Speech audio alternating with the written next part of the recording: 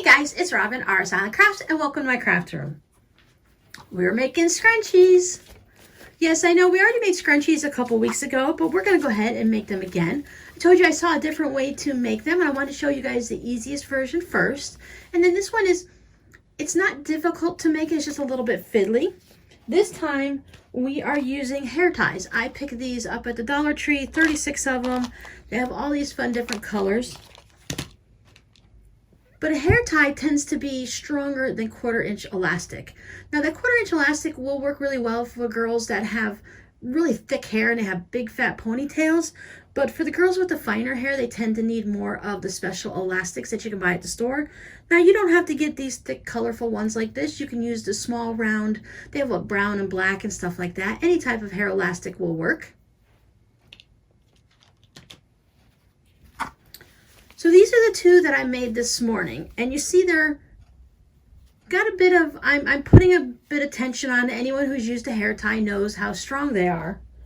And this is a 1/4-inch elastic. This one doesn't have a lot of, it doesn't feel as tensioned and strong. It's a nice loose one, but as I said, it works really good for girls with thick hair. So if you have someone with thick hair, you can try this version. If you have someone with more of the finer hair, you can go ahead and try this version. And actually, these are going to work fine for the girls with thick hair too. It's just they don't always, a lot of the girls with the thick hair might just use it one, like maybe if they're going to twist it around and put it on their bun. But anyways, you guys know how to use the scrunchie. You don't need me to tell you that again. I am using a piece of fabric that is 4 inches wide and 22 inches long. And a hair tie. And that's really all we need today. Well, plus our sewing machine, of course, right? I would use whatever thread you want that's going to match your fabric. I used a white thread on this when I made it on the inside and the outside because once again, we are going to take it to our sewing machine and we're going to stitch that seam around here to hold it together. So I would go ahead and use a matching fabric, whatever's going to match the outside of your fabric. Now I did just use white because it's basically a neutral and I am using a white fabric. So that worked fine on there. But I will also use it on this one. This one doesn't bother me too much. There's enough white so that it won't stick out too much. I probably wouldn't use like a black fabric, a thread like this. So you do want to use a matching thread. So let me take you over to the sewing machine and show you how I stitch this piece of fabric directly onto this hair tie without cutting the hair tie. It is kind of magical actually. So for this scrunchie, I have the American flag hearts. And just to stick with the color, I went with this light blue scrunchie that I had. You can put anything you want in there. Depending on how thin your fabric is, you're not going to really want a thin fabric anyway. So if you can see the color of your hair tie through it, then maybe your fabric is just a little too thin. If it's fabric you really, really want to use, you could probably double it over and then it'll work that way. But basically, if you're using any type of a solid color, if it's a lot of blacks and blues, it's not going to really matter what color hair tie you use. I'm just using it because I like the fact that it matches. I do not have a dark blue or a dark red, so this works. Now I'm hoping to be able to keep my hands out of the way enough so that you guys can see what's going on. This does get to be just a little bit fiddly, but it's really not that bad. Once you after you get through your first one and you figure out the process and how to move things around, the second one comes so much easier. So what we're going to do is we're going to be stitching this together, right sides together, right along the edge like this. But the trick to this version, which is what makes it fiddly, is we're going to stitch it right onto this hair tie. Which when I first saw a video on this, I thought that person was crazy because how are you going to get 22 plus inches of fabric around this little hair tie and through your sewing machine? It's surprisingly easy. As I said, the first one's a little fiddly, but after that it gets easier. You're just going to bring one of your corners through your hair tie and match it up to the other side. Getting started is the most fiddly, but if you match these up, you could add a clip or a pin if you want. Just stick it underneath your presser foot. Now I'm going to I went about 1/4 inch down so that I can back stitch. That way my presser foot is holding the fabric and I'm not trying to hold that little edge together and it's too fiddly. So I'm going to back stitch here. Now what I'm using is I have it set up as a 1/4 inch, and for my machine it automatically goes to a quilting 1/4 inch, which is a 2.0 stitch length. If you prefer to stitch at a 2.5, just go ahead and bump up your stitch length to that. Whatever you normally stitch at for your clothing, your bags, anything like that, what that stitch length is will be fine for this. There will be a little bit of tension because it is a hair tie, a scrunchie that's going to get pulled on a lot, but not too much. I just wouldn't make it too long. Just whatever your standard stitch length is will work. So I have my hair tie out of the way, I have my right sides together, and I'm only going to pay attention to right here, what's going on right in front of my presser foot and what's under my needle. I'm going to try to ignore anything that's coming out the back and what's coming in the future. I'm just going to pay attention to this little 1 inch of space that's coming up. This is not going to be a speed race. We're going to go relatively slow. The more of these you make, the faster you can go, but it's not going to be like making a quilt where you can just whip it through really quick, or when you can speed sew a bag because it's a long straight line. We do have to constantly stop and fiddle with this. So let's get going. And when you get close to the part where you no longer have the two sides together, you take this edge that's coming through the hoop, the one that's going to be on top when you stitch it, and you just kind of pull some through. And then I take it and line it up with the bottom one. Your needle is in the down position, so it's going to hold your fabric from moving, plus in addition to your pressure foot. So then I'm just going to line it up. I'm going to hold it, and I'm just, once again, I'm going to ignore what's happening out of the back and what's going on here. I'm just going to pay attention to this one little straight bit that I have here. See, I was able to stitch that pretty quick, but now I've got to stop, and I've got to pull more fabric. I've noticed that the more fabric I get on here and the further along I get, the more I can pull through here and the easier it gets. Where in the beginning I was only pulling through a little bit of 1 inch or so, and down through here I can pull a couple inches. And this, I'll show you in a second how easily this is going to lay down.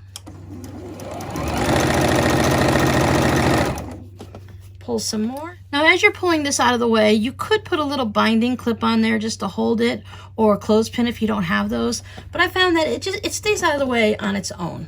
So I'm going to pull more fabric through, line up my two edges,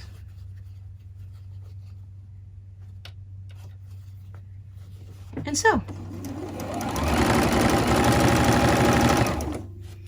And it's basically just over and over again, just pull out more fabric, line up your two sides over here, and stitch.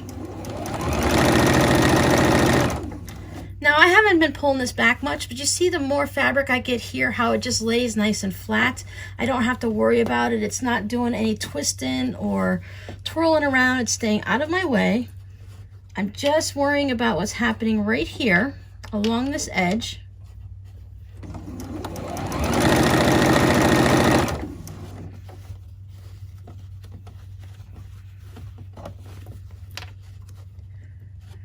You might have a little bit of a pucker because sometimes it gets a little folded. You could just pull this side here out of your way and it'll knock out any of those puckers. And you just see it just wants to lay flat on its own. I don't have to force it very much. Once I shove it out of the way, it stays out of the way. You can move some of this out of your way if you'd like.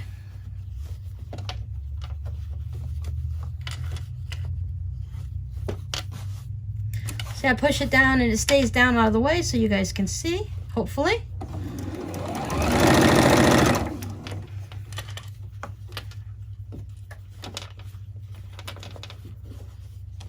You just want to make sure it's always going to be right sides together all the way through. You don't get anything twisted because then it won't work.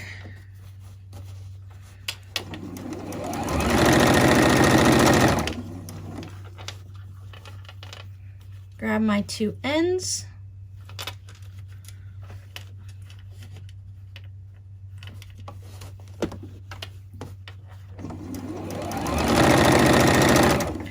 Sometimes that's all it is. You just got to kind of fuss it a little bit and move it out of your way.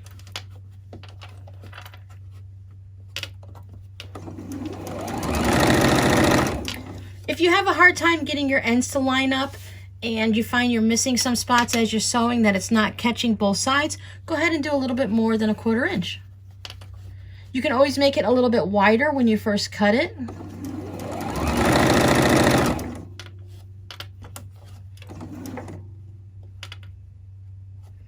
And when I get to the end, And at the end, I'm just going to go ahead and backstitch. And that's it for getting it around the hair tie. That, like I said, it was a little bit fiddly, but actually it worked out really well. Let's go ahead and just do it from a slightly different angle. We're going to make sure our right sides are together. We're going to bring it through our little hair tie.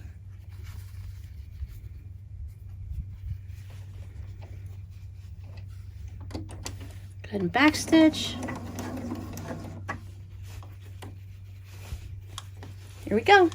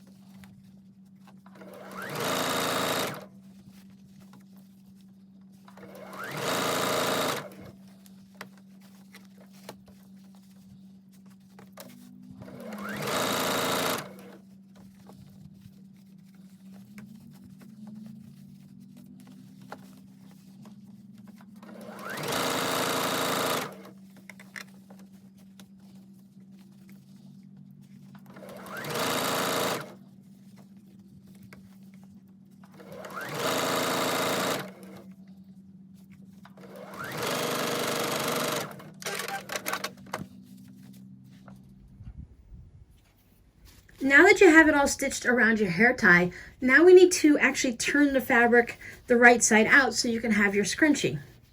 Now the way I did it is with the good old-fashioned way with the safety pin. I just put my pin on the inside and I took a chunk of the fabric and pinned it. And then you take your pin and you put it to the inside of your fabric. And just like when we're putting a string through a drawstring bag or something like that, you're just going to kind of work it through. I can feel my pin right here. I'm just working it around my circle. You could pull some of the fabric here if it gets bunched up on you.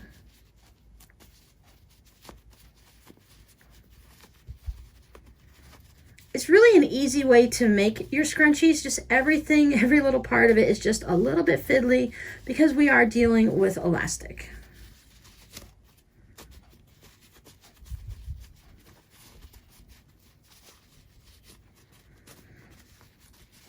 You can make a bunch of these at once and then just sit down in front of a movie and work it around until you get it all the way through. Do them in stages like that. Or you can do them start to finish and just make one.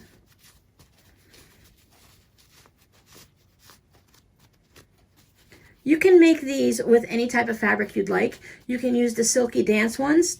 A lot of times this part of it will go easier because the fabric will slide over each other easier.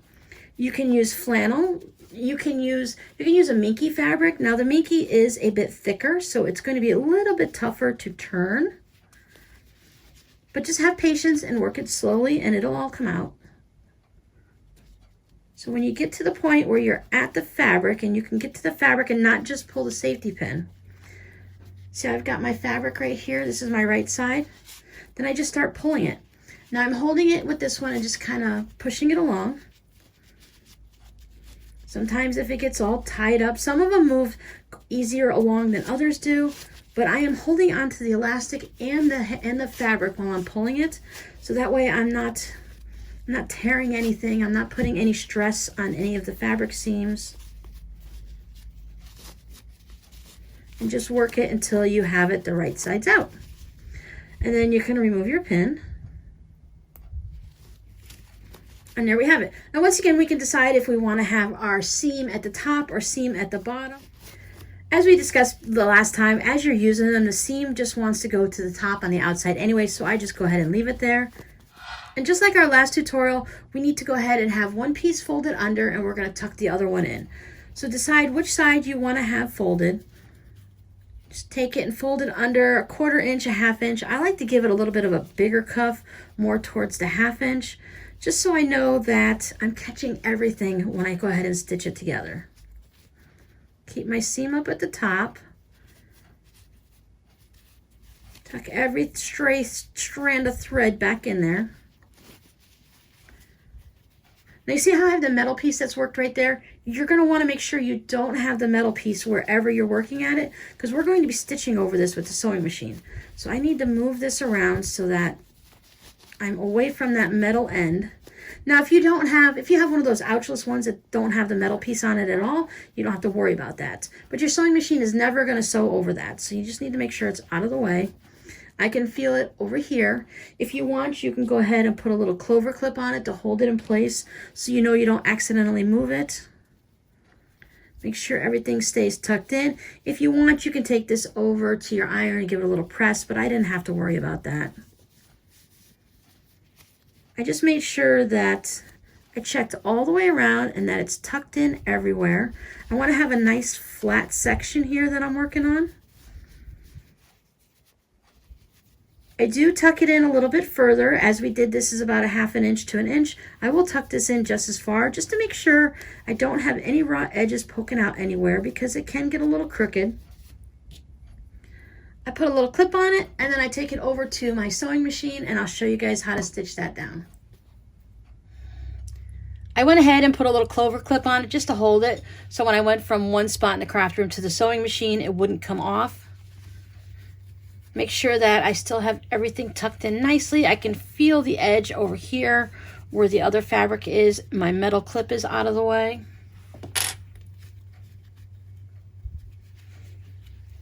I'm going to go with 1/8 of an inch. Once again, I like to start inside the fabric and then back stitch. It just ensures that everything's being held in place and I'm not fighting with this edge trying to stitch over it.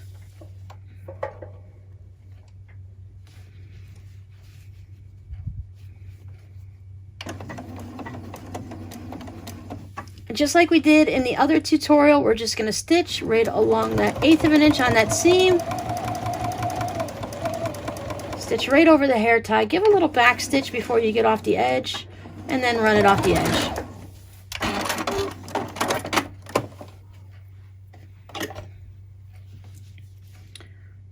Trim up your threads.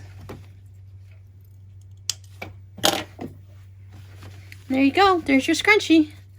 This fabric frays like crazy.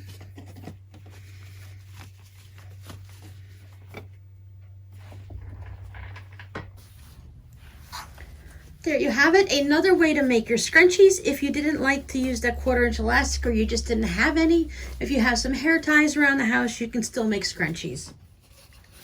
A simple way to store your scrunchies is to stick them on the core of a paper towel roll. They fit on here nicely. Now you do have to pull them all off if you happen to want the one in the center, but if you have a bunch of them and you just want to store them, get them out of the way so they're not clogging up a drawer in the bathroom, you can put them on an empty roll from Christmas wrapping paper or paper towels. And I was thinking, if you have one of those paper towel holders, those wooden ones that sit up straight, that you put your paper towels on this way, that would be a nice sturdy way to put them on you'd have to still use counter space in the bathroom or something, or maybe if there's a way to use one that you can hang on the wall, but you can use a paper towel holder and put them on there also. So thank you guys for hanging out with me again this week, and I'll talk to you later. Bye.